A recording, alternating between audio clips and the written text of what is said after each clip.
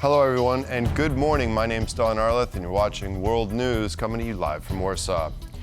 We start off this morning with attacks in Russia as opposed to attacks in Ukraine. Officials in Russia's southern Rostov region reported earlier on Tuesday that Ukrainian drone attacks sparked several fires, including at a power substation.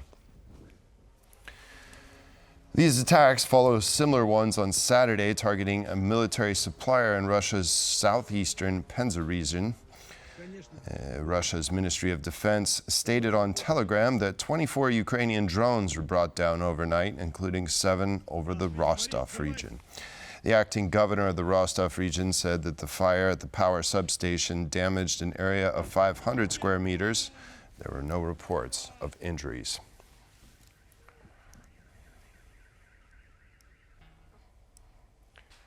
This week may bring a chance to end the war, according to Andriy Yermak, head of the Office of the President of Ukraine. This statement comes ahead of a planned visit by U.S. Special Envoy Steve Witkoff to Moscow, which was requested by Russia before secondary sanctions take effect. Randy Potts has the latest.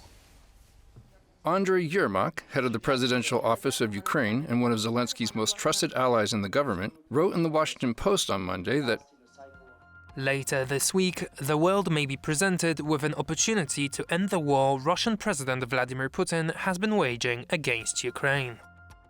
Just a few hours before, U.S. President Donald Trump said Monday morning that Special Envoy Steve Witkoff would be traveling to Moscow to discuss the new 10-day sanctions deadline and a possible ceasefire.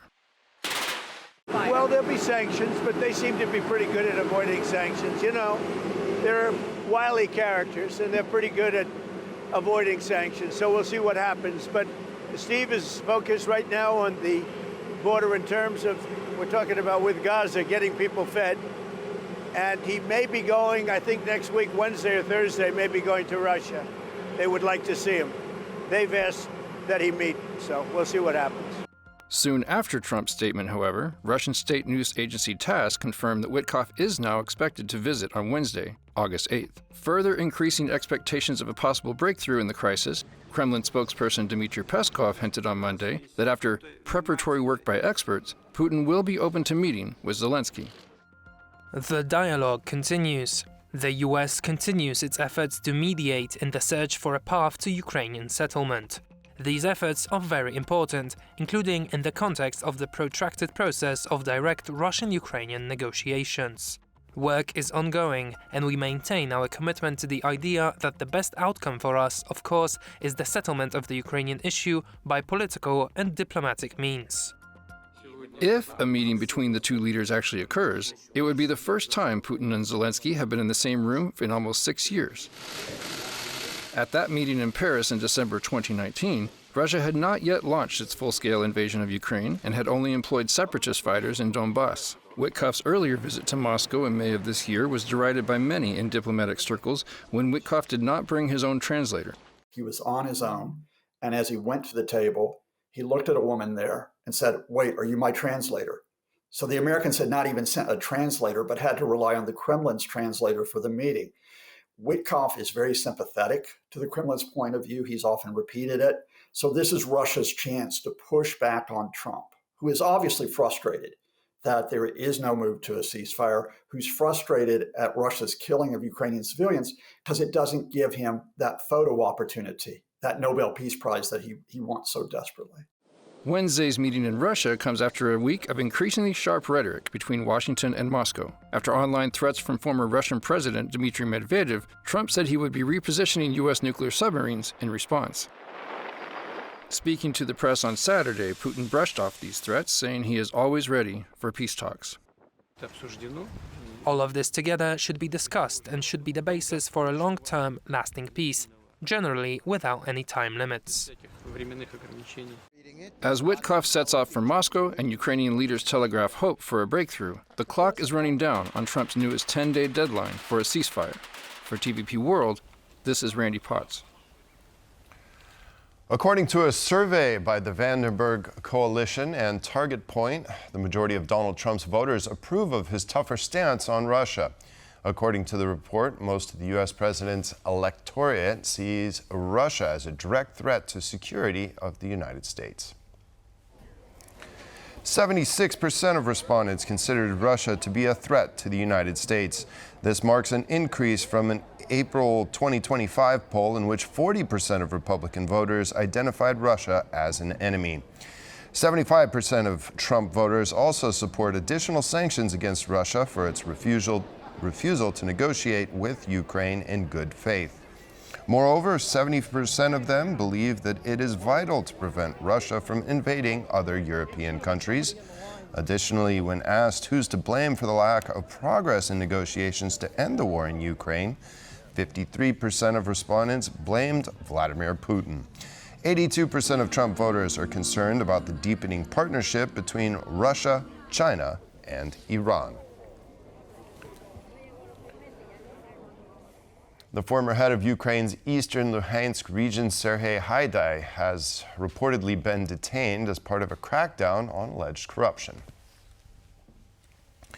The move comes just days after Ukrainian members of parliament voted in favor of reinstating the independence of the country's key anti-corruption agencies. The Pravda news site reports that Haidai, who is the head of the Mukachevo district state administration, was arrested as part of a probe into inflated contract prices for drones and electronic warfare equipment. High Anti-Corruption Court also detained the owner of a drone manufacturing company.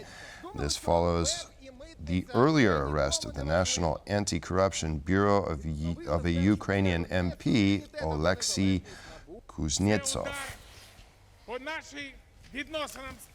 Polish authorities have extended controls on its borders with Lithuania and Germany until October 4th. The measures were reintroduced on June 7th, were originally supposed to last until today. Apart from extending the duration of the border controls, the Polish government also decided to expand the number of control points. 2 new ones have been added in northwestern Poland. One in Nowe Warpno will check travelers 50 meters before they reach a bridge leading them to Germany. And another at the beach in Świnoujście was also added. On the other hand, authorities decided to pause border controls at 3 river crossings with Germany due to the lack of border traffic. As the barrier on the Polish-Belarusian border has become 98% effective, migrants are now being transported through a new passage. According to the Polish Interior Minister, the Belarusian authorities are now moving migrants through the Baltic countries. We have achieved 98% effectiveness on the infrastructure on the Polish-Belarusian border. This means that the Belarusian and Russian services are looking for other sections of the border through which to smuggle illegal migrants, since they are unable to wage a hybrid war on this section. They tried the Bug River, where the government has now installed an electronic barrier. But many of these migrants are transported by the Belarusian authorities through the Baltic states, through Lithuania.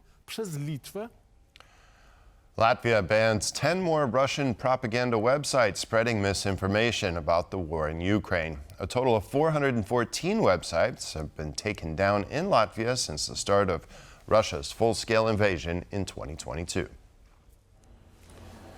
Latvia's National Electronic Mass Media Council has identified more websites justifying Russia's war and encouraging enlistment in the Russian army. The council monitors these resources based on complaints from residents, government reports, and its own surveillance. According to the council, if it wasn't for their restriction, between 40,000 and 68,000 users could visit the websites each month. Latvia has stood out amongst the Baltic states as a strong supporter of Ukraine since 2022, sharing a history of Russian aggression and occupation.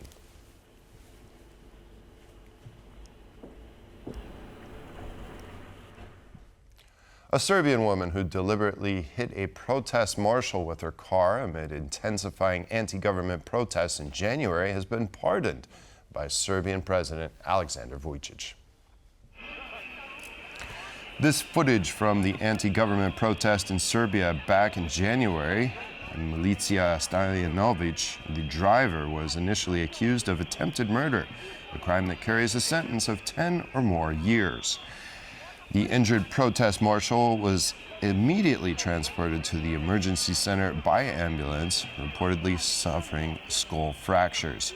Despite this, her charge was later reduced. Then in July, President Vučić announced that she would be released from custody, saying that, quote, she did not deserve the trial in any way.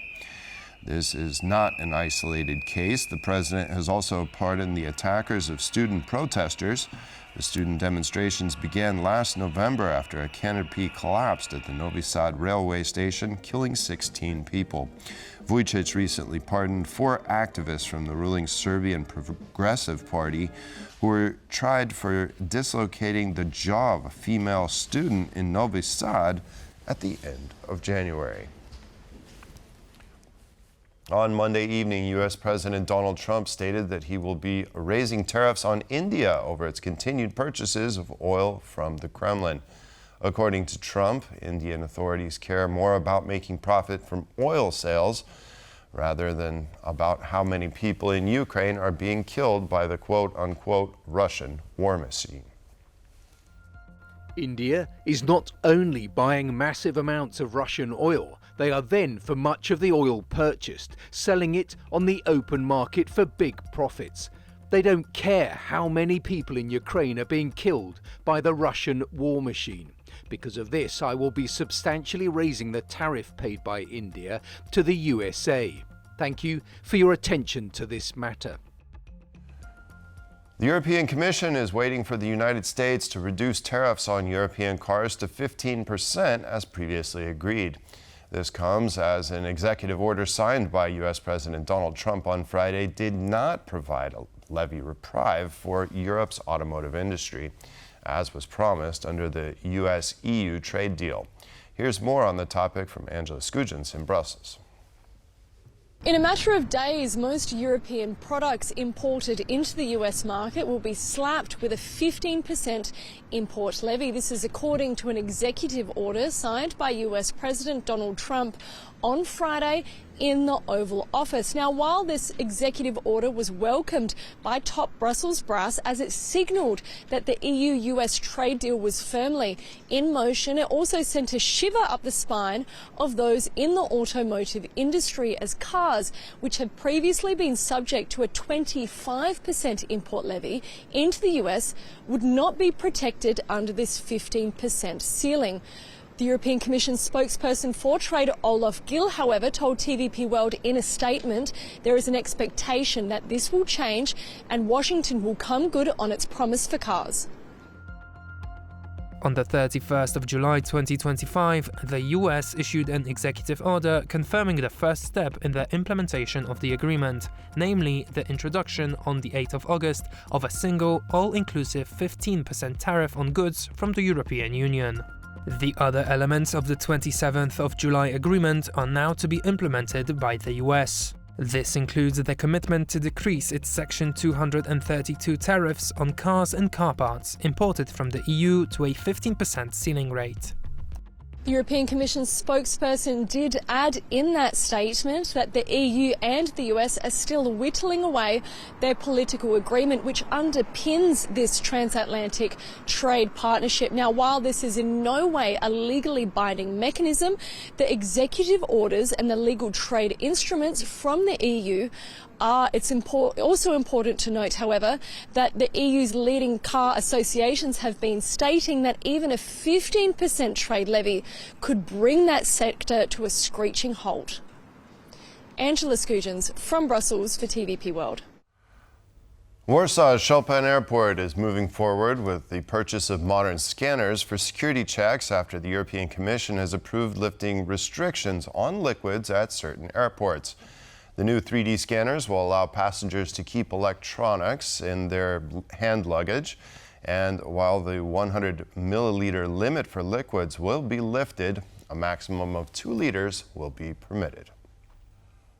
This is good news for us too, as it will reduce queues at security, as checks will be carried out more quickly. However, before this can happen, the airport must have the necessary equipment, namely 3D scanners. These produce a CT scan image that examines what we have in our luggage and what we want to bring on board very precisely and accurately. Only once these devices have been installed at the airport will the limits become a thing of the past for passengers. This will most likely happen in autumn this year, as we are currently finalizing a tender for the purchase of 15 3D scanners, meaning the first installations could take place by the end of the year. And that concludes this edition of World News. Thanks for watching, and stay with us right here on TVP World for more.